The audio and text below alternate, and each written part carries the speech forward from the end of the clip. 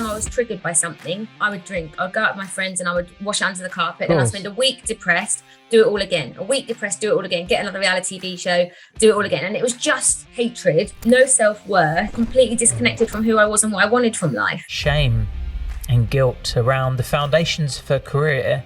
She isn't your typical reality TV star.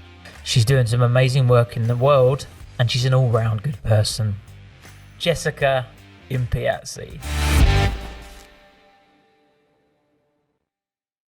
So, welcome back to another episode of Turning Your Adversity into an Asset. And today I have Jessica Impiazzi, and I did a good job of YouTubing that to make sure that I pronounced that correctly, because that is a bit of a mouthful. But Jess, how did I do? Did I do that all right?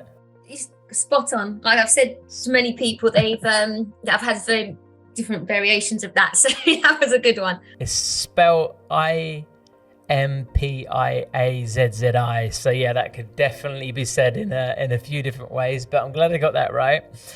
You're an actress, first and foremost, but I did a bit of research. I like to do some due diligence on the guests here on the podcast. We've been connected indirectly for probably about a year now, but don't really know each other too well. And there's lots probably you don't know about me, and there's lots I don't know about you. I did a little bit of research, found a few things I'd love to discuss today. One of them is that you've had a bit of a rough journey, which is why I wanted you to be on this podcast, because that's exactly what it's about. It's about people that have been through adversity, but despite that, have still managed to create good lives for themselves and not let that derail them. But the first sort of discovery I found when I did my research is that you do quite a good job of covering up some past in a certain industry, which isn't to be shameful about whatsoever, but I can see that as an actress, that is your passion and that's the thing that you want people to know you for. But you've got a bit of history in reality TV as well, right? Yeah, for me, that kind of I fell into that, and the reasons being, as you said earlier, it's life took turns for me and made things quite difficult. So I grew up with quite a lot of violence in the home as a young child, like 8-9 years old, and that kind of sets a mindset as a child because you're in survival mode.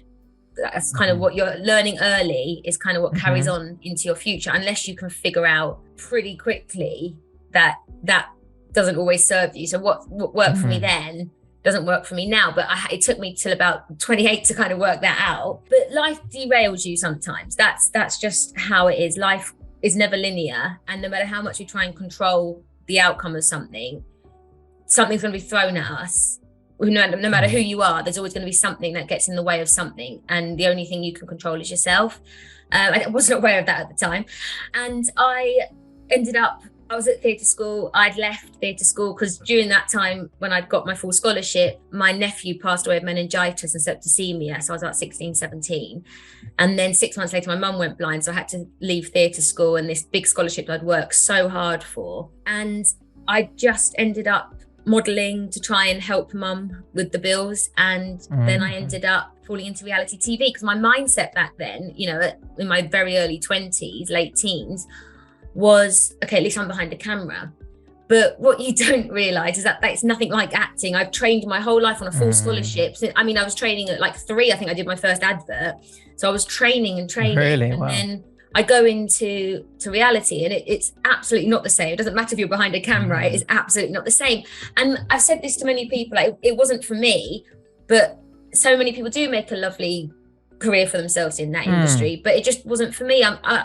The real Jess that I grew up being was I was quite shy. I would, at family parties, I would hide behind the sofa writing books, or I would get my little cousins and make them dress up at Christmas and be the elves in my Christmas play that I would put on, and I was doing all these things. So that's what my true intrinsic self wanted, like that's what I wanted for my life. But as I say, I got derailed from a load of different traumas at a young age. Your mind develops in a different way, so you do things to try and clutch at straws to feel like you're kind of doing what you wanted to, but it wasn't. And I think that's why I tried to, I don't want this whole reality thing around me, because I'm not ashamed of it. I was for a long time, but I've learned that you've got to forgive yourself for things that you've done, and you've got to move forward. And if you constantly hold yourself in shame for something, number one, it sticks around more because you're more focused on it. And number two, you've got to realize that things that we do at a time, whether we see it as good or bad, it was all part of all we knew how to do at the time. I didn't know anything else. I didn't know what else to do. And it may have saved me. I don't know, because I can't tell you the opposite if I didn't do that, because I wouldn't know where I'd be now. I don't know. Yeah. I can't make that up. Look, you didn't shoot someone in their head, you know. This wasn't the worst of things you could have done in a very, very difficult situation in your life. And it's most people's dream. And I know that, I think it's because you've had quite a bad experience with obviously the reality TV. And I know that you've been in the press a lot for warning people of reality TV that I saw. I'm obviously very connected with Johnny Mitchell. He's my business partner and good friend.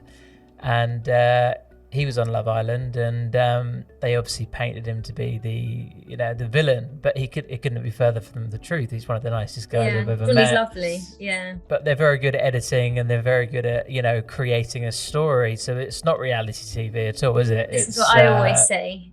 It's not reality TV, because there's nothing real about, for instance, being put in a villa with a load of people, or being put in a Big Brother house when you don't know anyone and you've got no connection to anyone except for the people in the house. So how you would normally react is not going to be there, because that's not a normal situation anyway.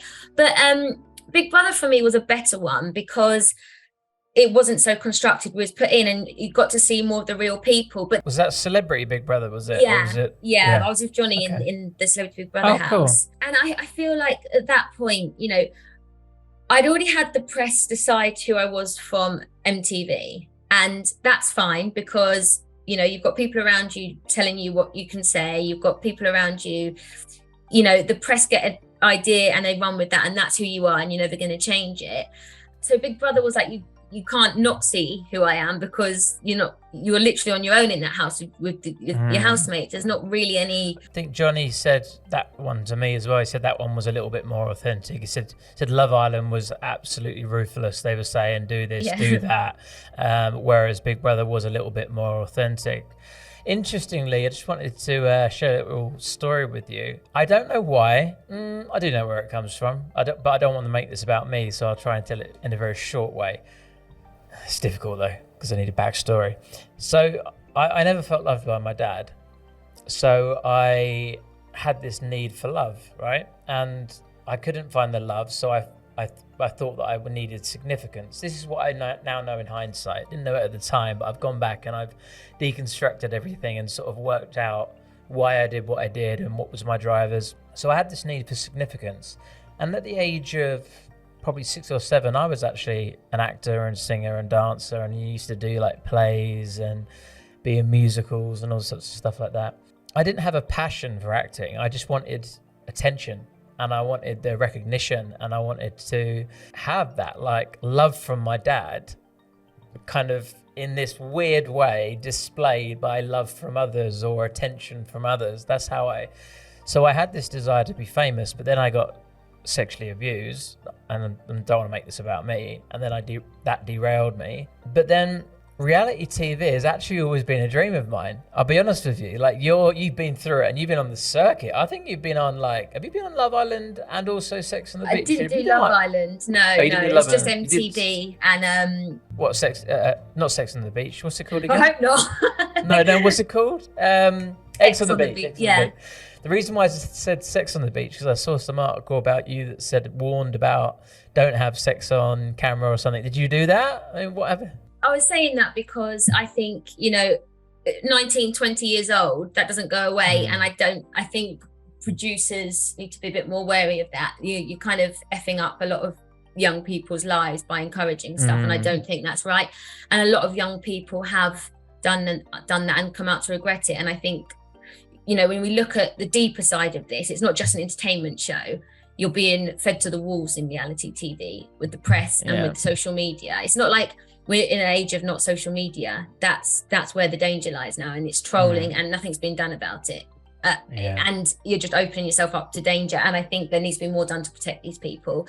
100%. If anything, I don't think there should even be these shows if there's no kind of, I know they say, media training and all this, but nothing can, if you become a villain of a show or you do something you regret, you're fed to everyone. You've got how many billions of users on social media that can attack you, how many viewers, and I think it's dangerous. And I think it is hard to lose that identity. And I think you've done a good job. I'm sorry for bringing it up. If you're like, I thought I'd got rid of that.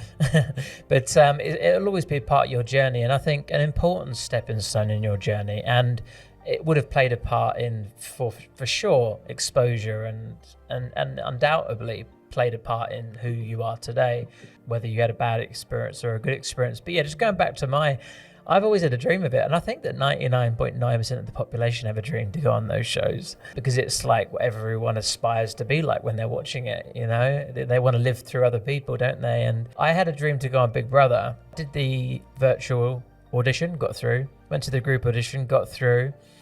Went to the exec producer meetings, got through. Went to the psychiatrist, got through. Had a home visit, got through. They rang me up, told me I was on, told me what hotel to go to, what clothes to bring. 2 days before, they said, we've changed our mind. They said, because it was a production company that gave me the place, but Channel 5, who it was on at the time, changed their mind and said, for the criminal record, it was too fresh, it was too much of a risk. That's what I think anyway. It's the only thing it could have been, because they wanted me on. And I was gutted, to be honest with you. And actually, have you seen, they've just released, they're bringing it back next year. Yeah, I saw Big Brother. And I've applied. And look, hands up, I've applied, right? Because a couple of things happened. When that happened, I was like, all right, I'm going to be successful anyway. So it was one of the driving factors that's actually taken me where I am today. And that actually at one point, just before the pandemic hit, me and Johnny were actually going to create our own reality TV show. I think it was going to be called, I can't remember what it was going to be called now, but it had Ireland in it, because it was obviously in Bali. It was going to be a Bali reality TV show. Yeah. And I had this sort of like, fuck you won't let me on your show, I'm going to build my own show. But it's still a dream of mine, and I would go on reality TV. So look, I'm not putting you down for it. I think it's a great way of getting good exposure. But obviously you've seen a side that I haven't. And well, I think it depends on it's what you want exposure for. And I think there's certain ways people do it for the right reasons. Mine wasn't. Mine was because I needed validation from something. So I felt worthless, useless. I felt my childhood had affected me in a way that I kind of felt like a spare part. And for me, I was like, okay, behind the camera gives me a validation. And the more I got validated by that, the more I'd behave in a way that was expected of me, and people around me being like, oh yeah, be like this. So I detached from myself completely. And to come back to myself, I had to just go, no, draw the line and stop and pull back, because I was just going into deeper depression. Like I was suicidal nearly. Like I was so down. What, through the reality TV or before? From the loss of myself. Like, Right. I'm not blaming reality TV for that. I'm blaming the fact that I needed validation from it, and I detached from who I was. If I think the further you detach from who you are, the more you're going to fall down a pit. A persona, of course, yeah. Persona, yeah. Of course, and I think you have to in that. I think your validation is now suddenly an article. I've never been validated before, so I'm getting an article. My validation before was when I was at theatre school and I was doing well and I got my scholarship, and I was like, this is who I am. For that to be then ripped away, I needed something else to give me a sense of purpose. And I used that as it. But the sad thing was, it wasn't what I wanted, and therefore I got lost. And you can only be lost for so long before your body can't take it anymore. You can't be someone you're not and keep that up. And then I didn't know who I was. So then I'm suddenly like this lost 25-year-old hasn't got a clue what's going on with her life, doesn't know who she is or what she wants from life anymore. On top of that, a load of childhood shit to kind of unpick. And no, there's only one way that's going to end up. And it took me to hit rock bottom to be like, okay, I don't want to live like this anymore. The only person that can fix this is me. I went through this whole stage where I thought I had to be saved by a knight in shining armor. So I went through boyfriends, like, the wrong people for me. And I had to look at me. It's not everyone else's fault. It's not reality's fault. It's not ex-partner's fault. It's not parents' fault. It's my fault because I've allowed myself to be pulled away, but I'm not slamming myself or blaming myself for that. What I am saying is that the only person that can pull you out of that is you. And I had to do that. And I had to really look at myself and become self-aware. I think I'm writing a second book at the moment, and it's the first chapter is awareness, because you don't know what you don't know.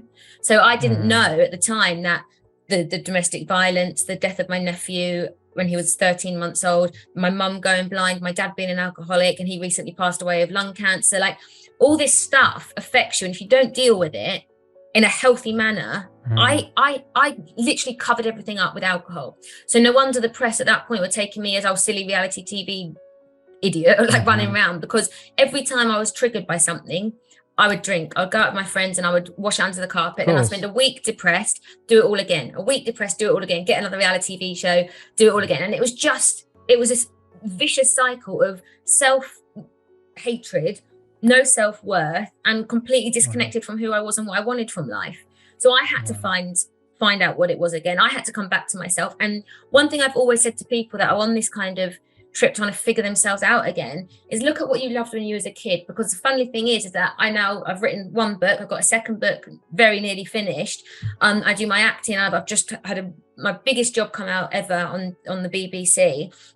And that's all I ever wanted to do as a kid. That's what made me happy. That's where I felt safe. And to come back to myself is to come back to that kid before all the violence was going on, before my dad was an alcoholic, before my mum went blind, before all of this stuff. I came back to that. And then I connected to myself and I felt happier. So I didn't need the outside validation anymore because I was validating myself. Okay, let's slow down on that one a little bit because I think that's powerful. I think that's a poignant point because obviously the whole thing of this episode is adversity into an asset, and ideally how, right? So you're saying that what you did is you looked at yourself and went back to like your happiest times, which were your childhood before all the grief, and sort of recognized what your values were, what you wanted to do, who you wanted to be, and took yourself back to that identity. Is that?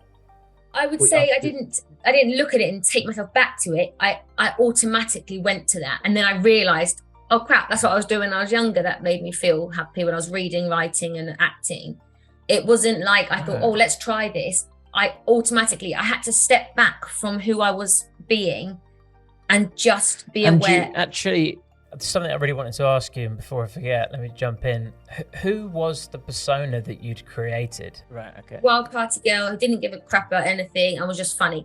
I think the most depressed people I've ever met, and the most people that have messed up a lot in their time and done things and carried on with patterns, always been the comedy person. They've always been the joker. They always wanted to be the one making other people laugh at the expense of themselves, at the expense of their careers, at the expense of everything. They've always been the ones with the deepest traumas that haven't been fixed.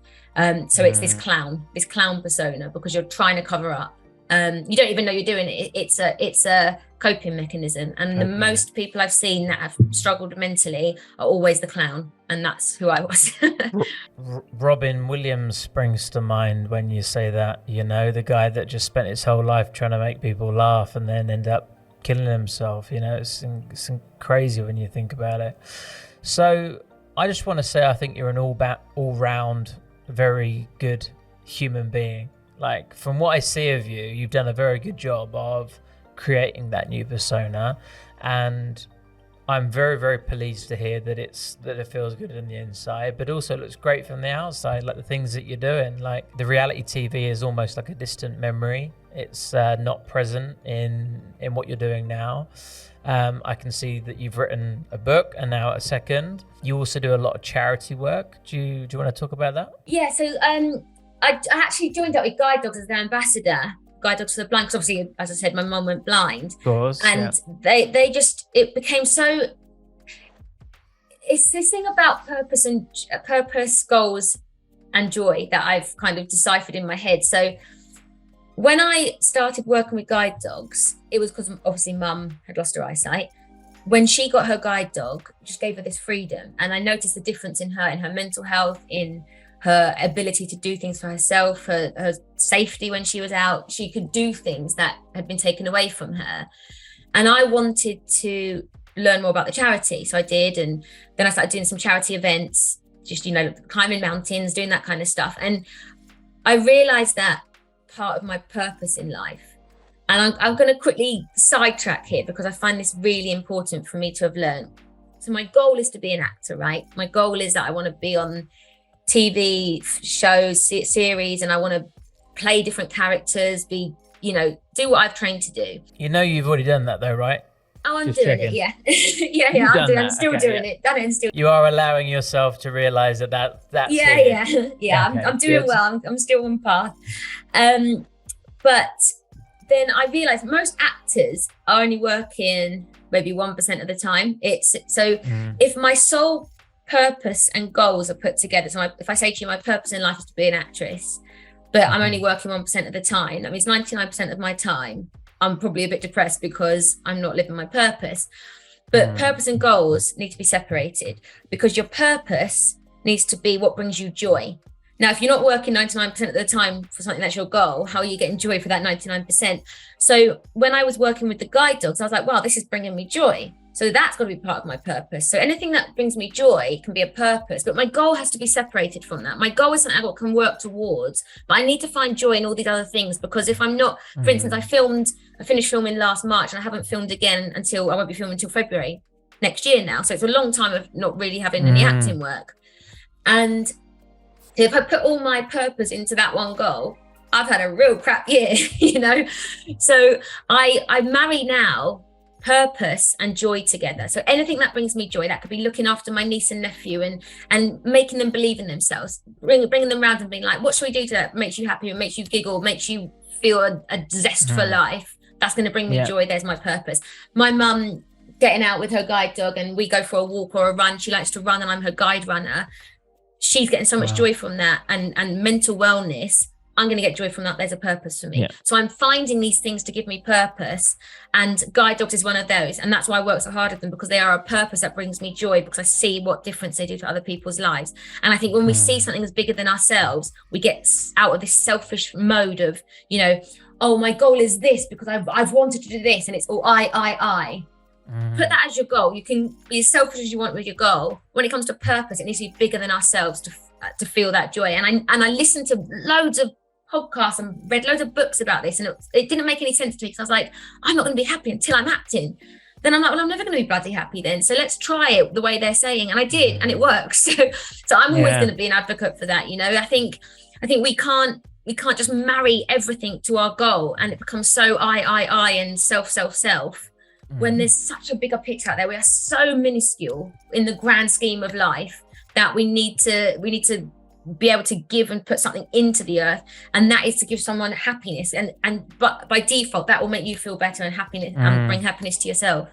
Cool. Let me break that down in a little slower form, because I completely understand, but I'm in this field, right? So I want to make sure, because one of my aims for this podcast is for it not to be for the usual personal development junkies or entrepreneurs, or but to be for the mass market, and try and break down some very simple ways of people being able to build their life. And it's interesting because you mentioned awareness earlier being the first chapter of your book, and I think that's something you've got a lot of, because you're aware of two things I can see here.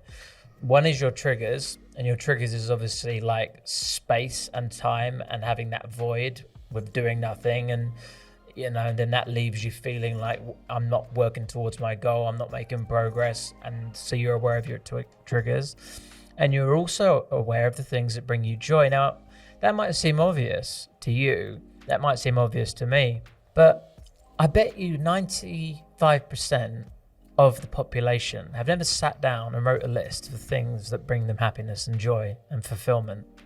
And they're just existing. They're just moving day to day without even putting any thought into what do they like, what don't they like, where do they want to be, where do they not want to be, what are their values, what's important to them, what's not important to them, what is their goal, what is their purpose, their mission and their vision. These are all things, of course, that we've taken the time to explore, and I just want to break them down so people can take them away, as well as hearing that from your story. So it seems to have worked incredibly well for you, but also it was one very simple one, and it took me 25 years to figure this one out, and it's exactly true, is it feels good to help people. You can selfishly help people in a sense where you can help people just to make yourself feel good. Because I remember I was doing charity work that was a part of my probation when I came out of prison that I had to do. And I remember walking out of like some of these things that I was doing and thinking, I feel kind of good. Like that felt good.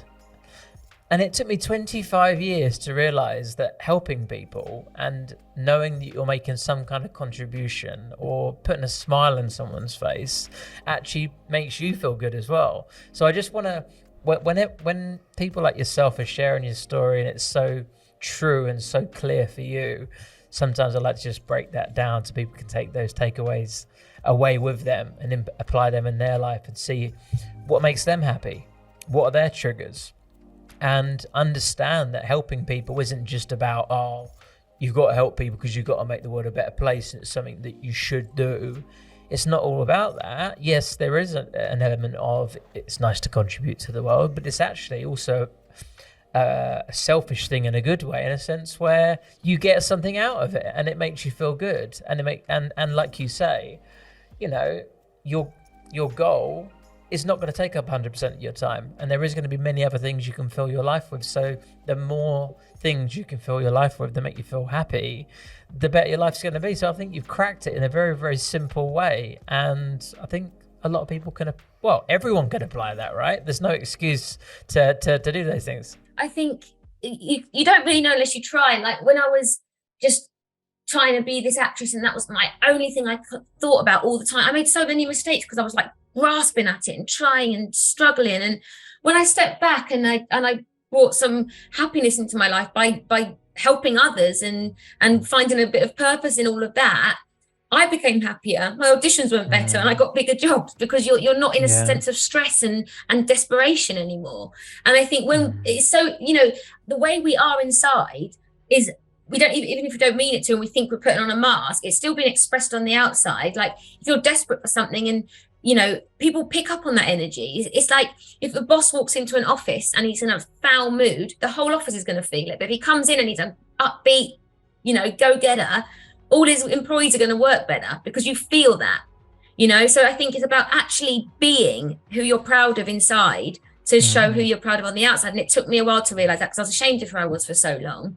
So to me to say, hands up, I was ashamed of that. But now I'm, you know, I've worked so hard. I'm proud of that now because I wouldn't have got to this stage without that. You can get rid of that shame and then people stop picking up on it because, you know, if I'm sitting here desperately trying to mask something, guarantee the first thing someone's going to talk about is something you don't want them to. However, when you're okay with it, it doesn't affect you, it doesn't hurt you, and you can talk about it in a much more productive way that will actually help other people overcome shame. Because there's so many things, and also remember, no one has gone on this earth, and if they tell you this, they're a liar, that they haven't done one thing where they feel like they've messed up or they've hurt someone else, unintentionally or intentionally. You know, we've all done something that we think, oh, I wish I hadn't have done that. But if we hadn't have done that, we'd never have learned from it. And we hopefully don't make the same mistake again. We become aware of what we've done. We only become aware of it by messing up and realizing it affects us in a negative way. So we have to go through these stages to get to where we want to. And you know, people that have had traumas and things that have really affected them, the only way sometimes to get to the other end of that and fix it is by doing things wrong. You can't do things right and expect to learn and grow from that. You can't. I had to mess up a whole hell of a lot to get back to where I wanted to be, but I wouldn't have probably got there without all of that because I wouldn't have healed the things that needed fixing. So, you know, it comes full circle. One of Les Brown's saying, I think it's Les Brown, is fail fast, fail often, and fail forward. It's like you're learning in the process. And you gave away so many golden nuggets, I call them, like little gems there that I want to try and unravel. One of the things you mentioned very early on, and it's actually quite a complex subject to explain, I'll see if I can do my best to do it, is when you're trying to achieve something so hard, it just doesn't, sometimes it doesn't work because you're putting all your energy into it and you've got this scarcity mindset around it. It's like, I need this, right? Apparently there's these 3 stages, this model called chaos. Well, it's not called this, but the 3 stages are chaos, control, and flow. So first of all, you can start off on this chaotic stage. And this is where you're like party girl Jess, all right? And you're just doing whatever, and you're just like, life's going off out of the, you know, everything you thought you wanted gone, and you're just doing whatever comes your way. Then you step into control, but control can sometimes be limiting because obviously you're holding on tight to avoid falling back into chaos. So the next stage is to allow yourself to let go of elements of control that aren't sabotaging, that aren't chaotic, that allow you to move into flow. And it's flow that allows you to bring all these things into your life. And this is the feminine energy side of things, the abundance, the manifestation, if you're not so scarce around something, if you allow it in, if you're ready to receive it, they start to come true. So do you think there was an element in your life where you stepped into flow? I think you just explained that perfectly. That's exactly how it is. I love this model you've just brought in. Put it in your book and credit me. Yeah, I think I'm more in flow because I understand myself. And I think when we don't understand ourselves, that's what we cause issues. And I think the first step, as per my new book, is awareness. Because when you are aware of your own patterns, your own sabotages, your own chaos, then you can only fix it. And then what you've said in the middle there is control. For about a year after I came out of chaos, was trying so hard to hold this all together and not mess up, to the point where I was like, bloody hell, I'm getting myself an aneurysm. I was like, I don't know what to do here. And then when I went into the next stage of kind of figuring out myself more and stopping the control, because I was like, I can't control anything but myself and how I react and what I do, was then a flow kind of gifted to me by whatever, I don't know. But along came the work I've always wanted. Along came the job I was told I'd never get because of my past. Along came, a relationship that felt easy and kind, and all these things that I'd ever wanted came in because I just was like, okay, what will be, will be. And, I think when you've gone through a lot of traumas or hardships, it can be difficult to let go. But you realize when you look back and kind of release the control, you're like, I didn't control any of them circumstances. They just happened. There was nothing I could have done to change any of that. So what will be. And it can be hard, because I know, you don't want bad stuff to happen, but you just got to feel it, flow through it and get out the other side. Because I don't sit here for 1 minute and think, life's amazing now. There's days when I'm like, oh, Jesus, here we go again. Or like, someone will get cancer in the family, or something will happen. But it's about using the tools we've learned, again, learning and growing from the past, that makes things easier to cope with. So I've had a lot of people say, geez, you've been through the mill with these things and all of that. And I'm like, yeah, but when things keep happening, I mean, I had a bit of a tough year, like family wise this year, like with my dad getting cancer, passing away, and loads of other things. And I was just like going through the motions. And of course, when it all subsides and you can, like the drama's all stopped, that's when I get a bit like, oh, low. But then I can pick myself up pretty quick, because I've learned this impeccable skill that when shit hits the fan, I am like army mode. Like I can get through anything. I'll pull people up. I may be only 5'4", but I could pull a 6'4" man through it. I can get everyone in order and get through it no matter what. And I know that through the past, I know that at the end of that cycle of hardship, there's going to be a time when I need to either grieve something or someone or process. But I've learned that pattern, so I know bad things are going to come around again. Just as good things are going to come around again.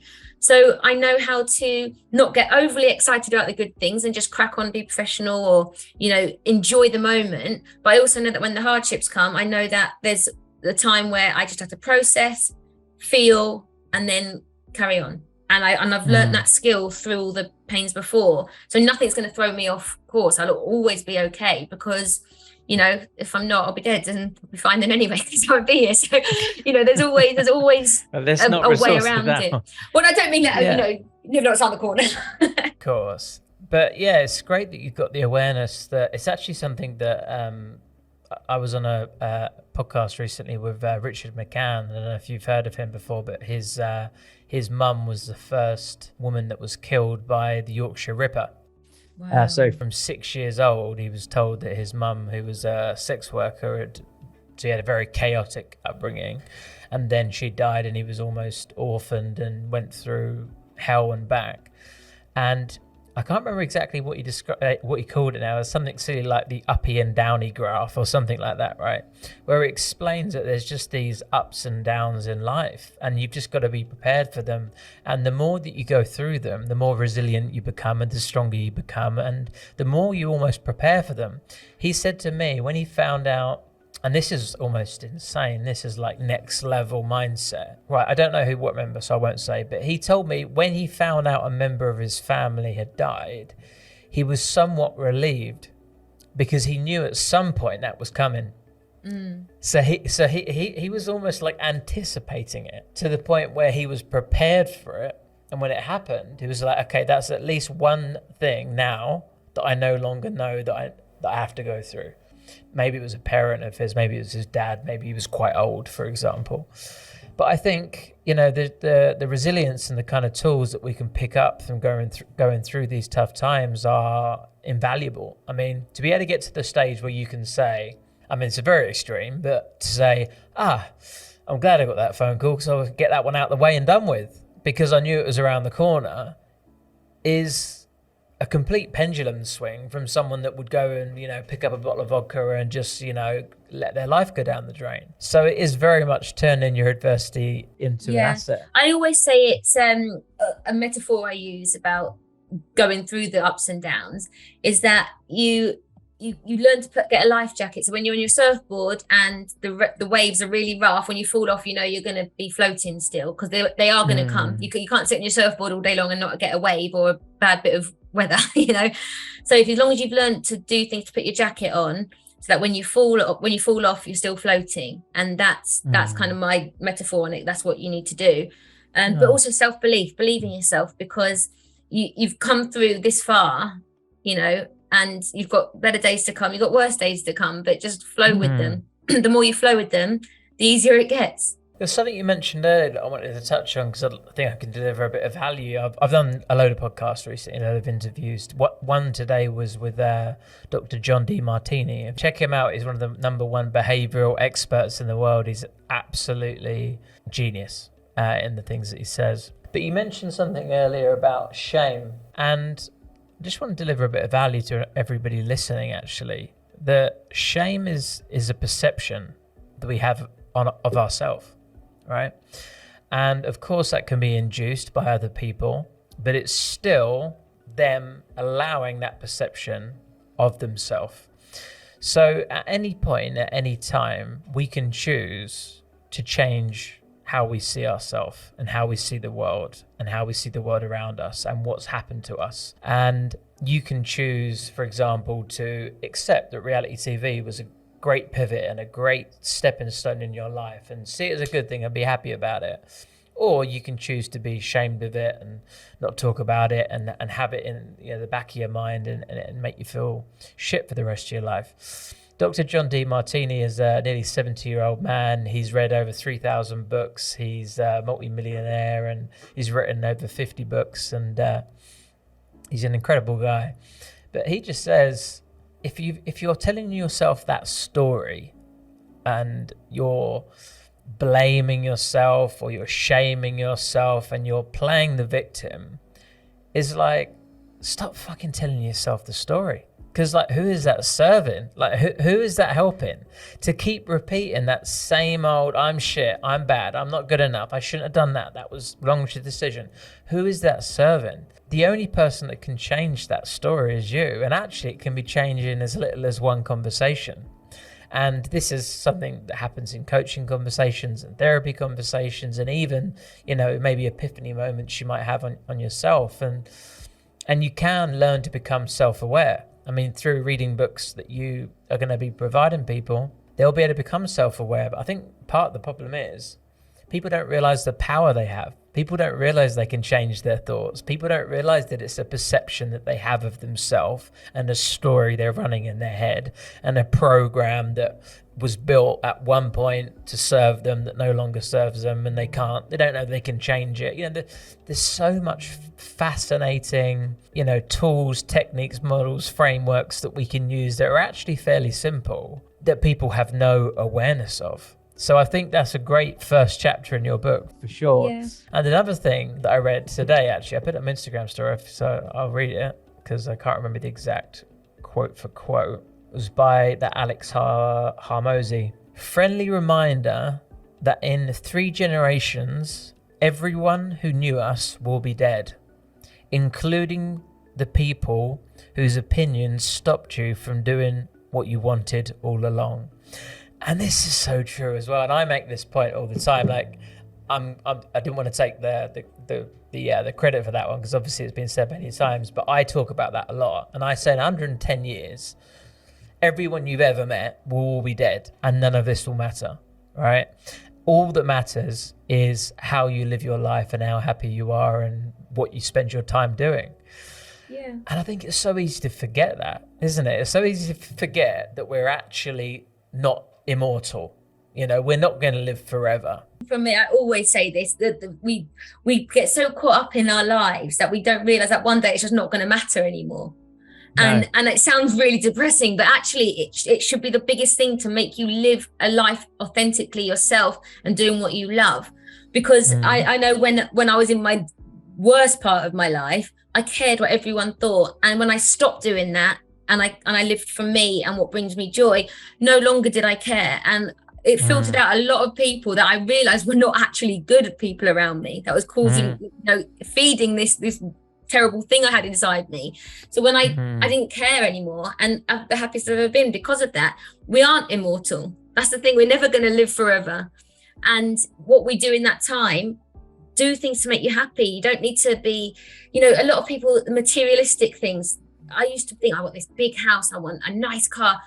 For what? Because when I've ever bought a new car, I've been excited for about a week or two, and then it's filthy again, and I don't care. Like, none of these, and we're so conditioned to believe that materialism is what makes us, we've got this new social status. So what? It's a construct. It's a construct from what we've decided is a route to success. No, success is happiness. Success should never be based on materialism. And I think we're so messed up in that kind of place that it's causing a lot of people depression. I think our sole success should be based on our level of happiness. And that's obviously all individual. And that could be as little as painting one afternoon. That could be I was actually watching a murder documentary recently, and a father was telling a story of his daughter, who was, I believe, 16 years old, who was murdered.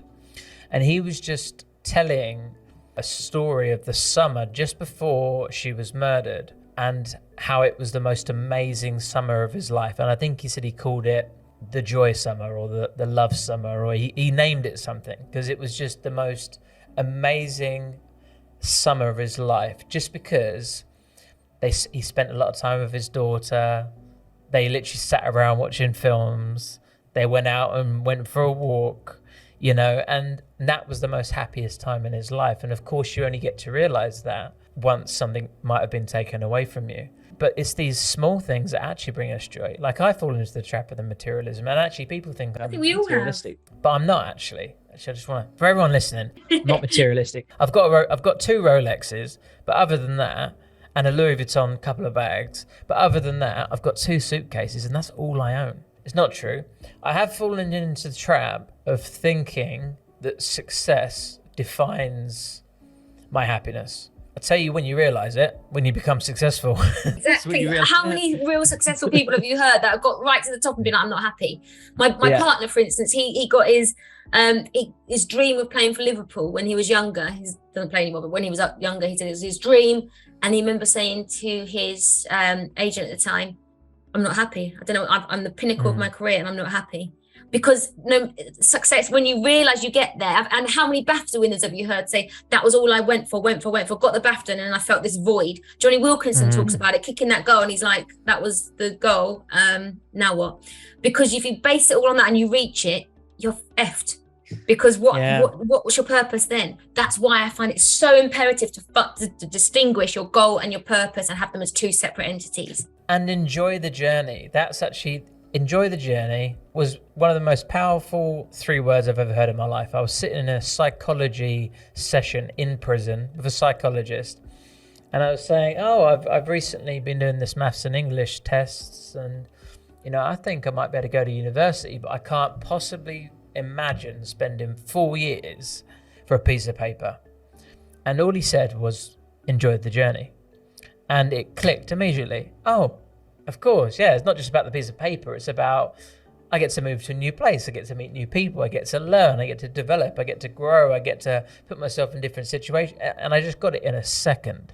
And it's so important to recognize. And I remember actually, like the first days when I was starting my business, the first months were probably some of the best months I'd ever had. So when it was fresh, young, exciting. Now I'm way successful, 100% more successful than I ever thought I would be. But there's been times where I've been sat there thinking, no, this isn't what I thought it was going to be. I'm a CEO. I've created myself a job. Like I say, I built a freedom-based lifestyle, which I have, but I also have a very big job with a lot of responsibilities and a lot of employees. So like, you've got to appreciate the journey along the way as well, because that's the biggest part of it, right? I mean, the success is like, what is it? It's a thing that happens overnight. I was talking to Charlie Edwards, professional world champion boxer, recently, and he said when he won the world title, which is what he's been training for every single day since the day he was about 6 years old, it was one of the worst periods of his life. He fell into depression. He went to Ibiza, started drinking, and just because you attach your self-worth and happiness to this thing, and then when you reach it and you don't get it, you're like, now what? Yeah, because you should have that all along. It should be with you the whole time. And if it's not, something's missing, right? So I knew something was missing when I wanted to be an actress. I get a job and I'm like, I'm still feeling a bit anxiety, or I'm feeling a bit of this. And I thought that would fix it all, but it doesn't. You have to, there's so many parts of us. We all see the world from a different perspective. We've all had different upbringing. So our vision on things are different. We don't see the world the same because we've all grown up with different things, whether it be class, whether it be violence, whether it be anything. We've all got very different perspectives of how life is. So we have to fix or understand ourselves to enjoy and make ourselves enjoy that journey, because if you don't enjoy the journey, what's the point? So I always say, when I go to my auditions, I strip right back to nothing. I ended up being hardly any money. I got divorced. I was literally living back at mum's at 28 to start again. And it was then I was like, I need to enjoy these little bits, because that's pushing me towards, I want to be an actress. So I'm enjoying going to the auditions and being broke, because that's what actors do. Most of them we're broke, running around London trying to get a good next job. That's the fun part. And you always think, oh, I just want that big job. But it's all part of it. And if you love yourself enough and understand yourself enough, and you have enough value in yourself and for what you want from life, then the whole process becomes easier and the whole sense of self becomes better. You can't just pin everything on this one thing that's going to heal everything, because it's like waiting for a knight in shining armor. It's not going to happen. Your goal is a thing that you want, but you've got to enjoy everything towards it, because that's all part of it. Without enjoying that bit, there's not really any point in taking the goal, because you're just going to be sad when you get it. So guys, so far we've identified that you first of all need to have the awareness around what is the thing that's actually going to bring you joy, right? And then you've got to try and find something or multiple things that can allow you to enjoy the journey in pursuit of the outcome, and enjoy the outcome as well. Therefore, you're always winning, right? You're always having fun. You're always enjoying yourself. You're enjoying the journey. And when you hit the destination, it's a nice win. But it's important to identify and explore what actually is that end goal that you're aiming for, and is that yours? Because, how many times have you heard the story of, what do you do? Oh, I'm an engineer. Why? Oh, my dad was an engineer, and it's just like, people just take a guess at what they want to do sometimes. But a quote that come from Liam, my business partner, which is just the perfect saying, is the worst thing is to climb up a ladder and realize you've propped it up against the wrong wall, right? And so what that means is, it's pretty much what we're talking about here. You go through the journey that you're not enjoying, and you get to the top and you realize it's not what you wanted in the first place. So awareness really is key. And of course, I'm gonna say this, but coaching is the vehicle for this, because coaching is allowing yourself to explore yourself. Sometimes it's hard to gain self-awareness because you don't know what you don't know. You even said that yourself. Definitely. You can't just give yourself the answers. We're used to thinking in the path of least resistance. Like, our brain will think the way that it usually thinks. And it's only when someone starts asking you specific questions that you may not have explored before that you can start to uncover some of these things. Books can give you epiphanies and breakthroughs and realizations, but a coach can really challenge you to actually figure that stuff out, create a plan, and become accountable. I haven't said that on any of the other podcasts, so I'm not making this too salesy, but coaching is vital. It's essential, I would say, to move forward in the correct order that's going to serve you. You can do it on the guessing game, and you can hope that the thing that you've picked is the right thing, or you can deeply explore like what is those things that make you happy, and what are your values, and what is important to you. Like if you ask somebody what is your values, that most people are going to say what is that, and then if you say to them, well, it's things that are important to you, they still don't know, and even if they can identify them as, well, I guess one of them is, like my two are freedom and fulfillment. Like freedom to be able to do, think and say whatever I want, without hindrance or restraint. So like a good mindset, to the point where I can be or do whatever I want. Freedom in the sense that I can go wherever I want. Freedom in the sense that I can spend the money that I want. Freedom in the sense that I can be with whoever I want. Freedom to be able to just do whatever the fuck I want, basically, right? That's my number one freedom. To be able to not set an alarm, right? And wake up at 11 o'clock and it doesn't matter, or just stay in bed and watch Netflix all day, watching like true crime documentaries because love a true crime. Can't bother today, That's freedom for me. And fulfillment is the inner peace, it's the knowing that I'm doing something good and that I'm doing the right thing and I feel good in myself. And to be honest, like I'm not 100% there on that piece. I feel like I've slipped out of it a little bit. I think I had it when I first started the business, but then like I did tell you earlier, I've fallen into the trap of creating myself a job and becoming a CEO. I never expected to be a CEO of 80 staff. Like it just didn't, like that just didn't come into my mind. And there are parts of it I love, and there are other parts of it that are extremely stressful and have recently given me seizures, to the point where once I actually had a cardiac arrest a few months ago, went blue, and Diana was doing CPR on me and brought me back to life. Like if she wasn't there, I'd be dead right now. But that's a negative side of success that some people don't see.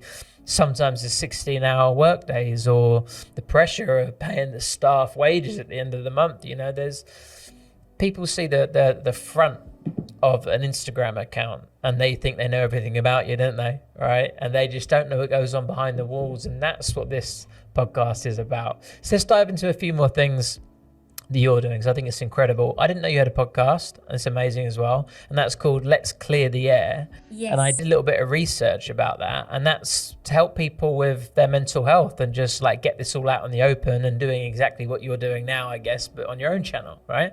Yeah, because to become aware, if you listen to other people, you can often put things into your own life. Like I've read hundreds of self-help books. I've listened to hundreds of podcasts, but it doesn't mean that necessarily works for you. So what I'm trying to do with ours and with my books is that this is what's worked for me because I've lived through it. Take what's for you. So there's bits I've looked at. I've watched videos on YouTube and podcasts when I've been in the gym, and it's like, keep going, don't ever stop till your feet are bleeding and blah blah. Tried that, didn't work for me because I almost burnt myself into the ground. Then there's another book saying self-care and be open and you receive. I take bits of everything and put it together, and I want people to understand that, because I think that's why I've done it, because this has worked for me. Pick out the bits that work for you, and it's simple as that. No one knows the answers because no one's lived your life. I can't tell you how to live. I can tell you what worked for me, and if it resonates with you, give it a try. But that's what I can do, and that's the idea of the podcast. So it's just saying ideas, and I think the best way to learn is so people that have experienced it. Like if I had a degree in psychology, cool, but if I never lived through things, I wouldn't actually know what would work for me. I don't have a degree in psychology, but I have dealt with some real tough crap, and I found what worked for me. So take what you want from that. So I'm going to do a podcast just so people can have a listen and take what they want from it. And I think, and I'm never going to sit here and tell people how to live, because you can't do that. You can't tell people how to live, but you can tell people that you can help people become aware and give them light bulb moments, like you said, them little bulb moments where you're like, oh crap, actually I am doing that. And for the self-awareness again, it's just, I think a way to figure that out as well. I think coaching is a great idea, and I think therapy is a fantastic idea, but I also think, feel them things inside of you that don't feel right when you're doing them. Inside, when something doesn't feel right. And sometimes you need the guidance just to figure that out. And then when you do, you're like, oh, okay. Like I have patterns, so many patterns in my life that I was like, oh, I don't understand why life's going so bad. So, oh, look at the pattern you're doing. You're just repeating and repeating and repeating. And until you're aware of it, and that's why, like you said, coaching is important, because if someone just makes you aware of something, you can start to break that pattern. And then your life changes just from one little pattern that you've been doing your whole life. The amount of difference your life will get. And I guess that's the idea of the pod. That's the idea of the books, just to be like, become aware of your patterns. And then there's so many layers to it as well. Like you can introduce childhood trauma, you can introduce disabilities, you can introduce all these other things, but there's a pattern in all of these that can be broken to live a happier life. Yeah. And that's perspective, I think. It's how you choose to see it. Like we get choice in that. Like that isn't, this has happened to me. We get choice to decide whether or not you could choose to say it's happened for you, and be grateful for these things. Yeah. And that's why I call my book Silver Linings, because there was a part when, in each chapter where something had gone wrong, I was finding the silver lining, and that really helped me to reframe things. But also, like when my nephew died, what's a silver lining about a 13-month-old baby dying of meningitis and you're there with him? It's very difficult to pull a silver lining. But what I did do, if it's not a silver lining, it's a lesson. I got shown that life can be taken like that in a flash, within 5 hours, gone. And it can happen to anyone. So why am I living in depression or sadness? Or why am I not living to my full potential of who I can be and what I can contribute to the world, when I know it can be gone in a flash? So I'm going to live like, I've seen people get taken very quickly for no reason, no rhyme nor reason to it. So why don't I live to the best that I can for now? Because clearly you don't live forever. So my lesson in that was to make the most of life, because it can go at any second. So there's a lesson or a silver lining. Be grateful that we're here in the fucking first place, because there's a lot of people that didn't even make it. What was the odds? 1 billion chance that we're here on this earth, and we're still fucking moaning about egg making you exactly. Yeah, and we still moan about Mark or Jim or fucking Greg or Jenny on social media. Who gives a fuck, I think a lot of people are starting to come around to this new age way of thinking, because we have the resources to push messages throughout the world now. We have things like podcasts and social medias where, yes, it creates a lot of harm and a lot of damage, and there's lots of trolls, but also we get to spread these positive messages. Before, not long ago, like 10 years ago, you grow up where you grow up, and those people, the people and whatever they know is all you're going to know. And that's exactly right. You're on perspective there. Look, we can look at the badness of social media, but if you choose not to, you can choose not to, because you can block, you can ignore, you can unfollow. You choose not to, but you choose to use it for your advantage. You change your perspective and you're getting something from it. And that's a key point. Well, yours is massive. Like you've tagged in the charities that you help. You've got your podcast, you've got your books. You wouldn't be able to get that out to people if you was doing that by a word of mouth, knocking on people's doors. Running around their houses, please. It was to buy me a book. So I think you've done an amazing job of turning your adversity into an asset, and I think you've done it in a very simple way. I think that the things that you've explained today are very simple, and not because they're not sophisticated, but because they're actionable and they're things that anybody can apply and anybody can understand. I just did this podcast with Dr. John Demartini, and he said, I'll give you one of the lines that he said: there's nothing the mortal body can't experience that the mortal soul can't love, right? So it can get deep, but it doesn't have to be that, right? Sometimes it can just be, get a little bit of clarity on what you want from life. What makes you happy? Do it. Make sure it's actually making you happy, and you're not just doing it for the sake of it. How many people are sitting there on that tube to work in the morning, dreading their entire day? Like, most of them. And it's insane, isn't it, really?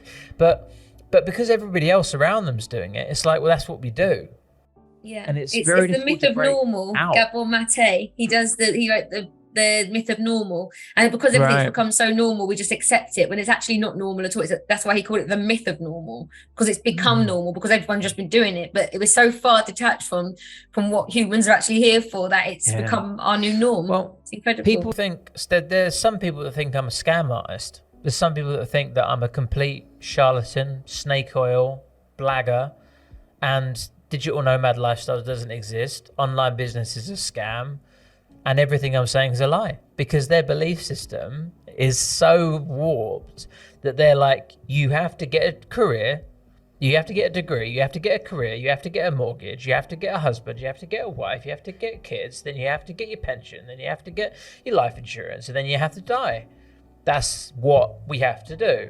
And anything else outside of that is like, feels so uncomfortable, I have to reject it. Because that's what we do with our beliefs. Like with our beliefs, and the beliefs are essentially strongly held opinions, we actually reject ones that don't fall in line with our beliefs. Otherwise our brain would implode, right? Because imagine you was walking down the road and you was like taking that person's belief and that religion and this religion, it'd be overwhelming. So our brains are designed to take information and distort it into how we already see the world.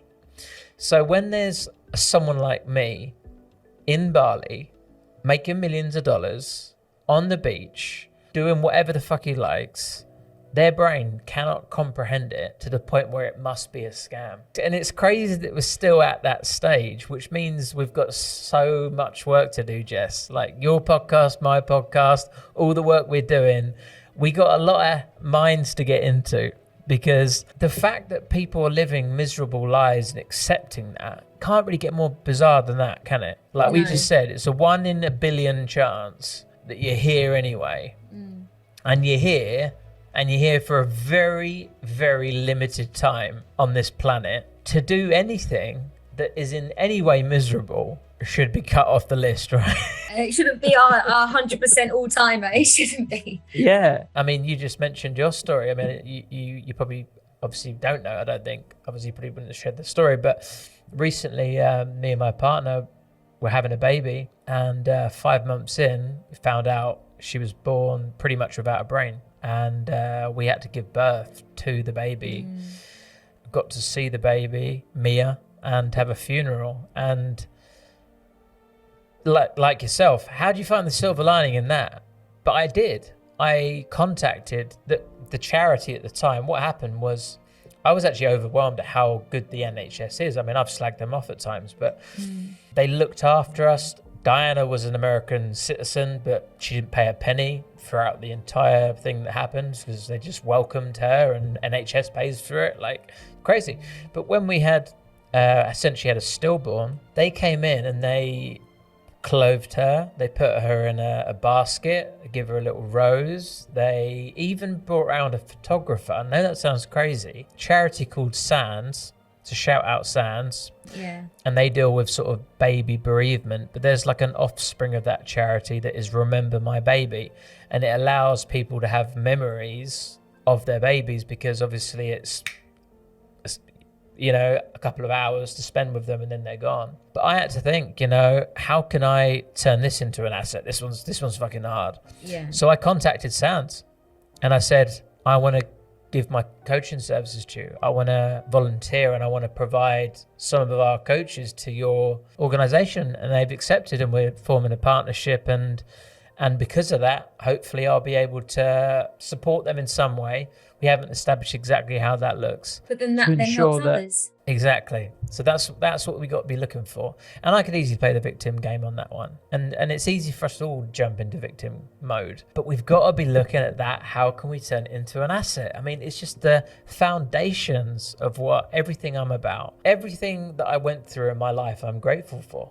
Mm-hmm. Even the really tough things, because they've turned me into the person I am. And not only that, but they've turned me into a really passionate person that wants to share that with the world. And because of that, millions of lives have been changed. And you would have been done the same. Like, you don't realize the effect you're having because you help one person, sorry, not one person, but like say a group of people, like 1,000 people on your podcast episode. Then they go and help a couple of their friends because they share it with them, and then they go and share it. The ripple effect is always millions. So the good that we're doing in the world is good. It's good shit. We're doing some good work. And you are as well, Jess. And you are definitely not the stereotypical reality TV person. I don't have any... I would have loved to have done it myself. I do not have any shame for you around that whatsoever. I think you're building an amazing career for yourself. Lots of exciting roles. And that's actually my dream as well, by the way, to be an actor. And I see you also doing good in the world and trying to share your lessons and your learnings with other people in various ways. And I don't think anybody could do anything better than what you're doing there. Going toward your childhood dream. You're doing things that bring you joy, and you're making the world a better place. If that is coming from somebody that at one point was suicidal, then you have truly turned your adversity into an asset. So I'd like to congratulate you, if that's right. I'm not going to give you a round of applause. I think that's a bit weird, but like, you've done a good job there. What's one question that people don't ask you that you wish they would more often? I think a lot of people will say this. You always get asked, oh, what's your next show? What's your next this? What's your next this? I never get asked, are you happy? And I think that's what we should be when we meet people. I think it should be, are you happy? And then we can go into these sort of conversations. And I feel that's more of an appropriate question, because then it's not just about me. We spread these messages. I'd love the question, are you happy? Rather than what do you do? What's your name? Are you happy? I think it's just a universal question we should all be asking. And actually be a bit deeper with it, because it's so easy to be like, you're right, yeah, I'm all right. Like, regardless of whether like someone's just died or whether or not like you've won the lottery, it's like, yeah, I'm all right. You know, you don't even think. And it's crazy, you know, especially men, you know, we're the worst for it, for actually understanding ourselves and our emotions. Like, I know we're about to draw a close to this, but I'll just tell one last story. When I was in prison, I did a rehabilitation of addicted prisoners trust program called RAPT, and we used to sit in a circle. There's various things they used to do. It was like a in-house rehab, a mini one. But one of the things they used to do, used to ask us how we felt. They didn't ask if we was happy, but they asked us how we felt. And it was funny because every single person in a row would go, I'm all right, I'm all right, I'm all right. And then every now and again you get, I'm hungry. And then you get, I'm all right, I'm all right. And then they actually gave us a list of emotions. And it was literally like the emoji symbols, right? Like crying and names to identify some of the emotions. And then we were then they pass the list and they say, how are you feeling? And then we'd look at it and go, and then we'd pick something that was actually a little bit more relevant. I like that. Yeah. Ask people, are you happy? And be open and tell people that you're there for a deeper conversation, because I think it's so easy to get swept up into talking about what you bought on the weekend when you went shopping, or what your friend's boyfriend done to her last weekend. I mean, your podcast, the name of it, Let's Clear the Air. I mean, that's talking more, isn't it? Let's be more open. Let's be more frank about things, because the reality is we're all very, very similar, and we all think and feel the exact same way. The scenarios might be a bit different. I mean, you might not be in a prison and I might not be on reality TV, but there's been a time in our lives where we both felt exactly the same way about ourselves. Exactly. And everyone we meet, has something of value to give us, whether it be a good thing or a bad thing. We're going to get value from someone. So when you can have deeper conversations, someone's going to give you a bit of value. So the good conversation to have. It. Exactly. I remember one of the most valuable things that I learnt once was I was in Thailand and I was driving around on a tuk-tuk. You been to Thailand before? Yeah. My auntie took me when I was younger. It was great. So I was on a tuk-tuk, which is like, for anyone listening, it's a converted scooter that you can sit two people in the back. And he was also the nighttime receptionist at the hotel I was staying at. So he was nighttime receptionist and daytime tuk-tuk driver. So he took us on a tour. And I said, how are you doing this? Because you're working 24 hours a day. And I said, when do you sleep? He said, I sleep when the tourists are visiting the attractions. So like while they're in the temple for 15 minutes, I have a little nap in the back. They come back, I wake up and I carry on. And I said, don't you want sleep? He said, no, I don't want sleep. I just want more experience. And that in itself was profound, because I was like, wow, okay, he values experience of life more than sleep. But what it taught me from a tuk-tuk driver in Thailand was that hard work to him was easy, because he'd programmed himself to see hard work as normal. And you see a lot of people in Southeast Asia working 18-hour days, and it's just like they get up at 4 o'clock in the morning, they start working, and it's just normal for them. And they've conditioned themselves. And it taught me a lot about how we can program ourselves to work hard. But then there are these contradictions as well, actually. Just finishing, final note, I'm jumping about a little bit, but you mentioned earlier about the podcast, and there's one that's like, keep running even when there's blood in your shoes, you know, keep going. And then there's another podcast on well-being. It's like the most intelligent forms of personal development are people that can understand the contradictions within it. There's so much contradiction in it, but you have to pick what works for you. And that was my message with it. I was getting so whiplash by one thing to the other when I first tried to figure myself out. Then I was like, no, it doesn't mean that because it works for them, it works for you. You've got to find your balance in your world that you've created, what works for that and what works for you, and what just makes you happy, what relieves anxiety, what does that. That could be that you're at it 24/7, but for another person that might not work. So it's just about finding the contradictions and then picking out the bits that work for you. And at what point in your life, like for example, if you're in your young 20s and you're a male and it means something to you to be successful, then put those blood in the trainers and go and do those, put the work in. 30s, you're going to see things differently. Your 40s is going to be differently. We're not the same person throughout our lives. We change dramatically, and what our needs and values are change dramatically. So it's not like you need to say, oh, what's your values, and that's it for the rest of your life. They're going to change, because at one point you're going to get a family. So then they're going to become part of your main value system. Or you might not ever want a family, and your value system is just freedom and going off on your own, doing your own thing. Our value systems are going to change throughout our lives. So it's true. We will contradict ourselves with this from when we're 20 to when we're 40. We're going to be a contradiction of that. So it's just about adapting and changing and finding what works for you. We'll listen back to this podcast and go, oh my God, what a load of bollocks. If I'd have known what I know now, I wouldn't have said that. No, but I completely resonate with it, because I programmed myself to do the whole like blood in your trainers thing, like don't stop, go for more. And I've programmed myself so deeply that I actually feel I can't get out of it. I feel like I'm programmed. And also the freedom thing was my highest value, but actually now it's changing, because now I do want a family and stability, and that's the opposite, right? It changes. So my values are the opposite, and I've programmed myself to work to be successful, but I'm already successful. So I'm like, I've got to be like, Lewis, you're already successful, chill the fuck out. And enjoy the other bits. And you've already got your freedom, but you're now a 32-year-old bloke, and actually you want stability now. It's like, you say you want freedom because you've been saying that for the last 5 years, but readdress it. Do you actually still want that?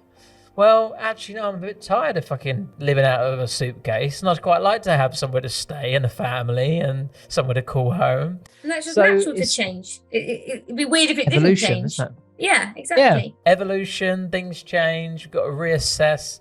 But the ultimate point that it always comes down to is that self-awareness. And it's not a one-time fix-all thing. It's not like, oh, I did that when I was 18, so I'm all good now. It's like we're always evolving. We're always becoming better versions of ourselves. And in 5 years from now, hopefully we'll be in much better places and have much more wisdom to share, and we'll be completely different people in a completely different way, in a completely different world, and we'll go from there. Jess, it's been an absolute pleasure to have you. I won't keep you any longer. I love the lion portrait in the background, by the way. I've got almost the exact same thing tattooed on my leg. You're doing very good in the world. Feel good about yourself. You don't need my validation. It looks like you've already been able to give that to you, but I want to give it to you as well. You're doing good. Thank you. I'm proud of you for some reason, and I don't know why. I think it's because you're living the life I want. So I think I'm going to have to steer myself in a Jessica Impiazzi. Did I say it right again? You did, you got it right. Yeah. And I'm going to listen to your podcast. I'm going to start learning a thing or two from you, I think. Thank you so much, Jess. If people want to find you, we've mentioned the podcast, which is Let's Clear the Air. But what's the best way to find you? Is it website? Is it social media? Is it? I guess social media. Just Jess _Impiazzi is my theme for all of them. There we go. And the spelling of that is Impiazzi.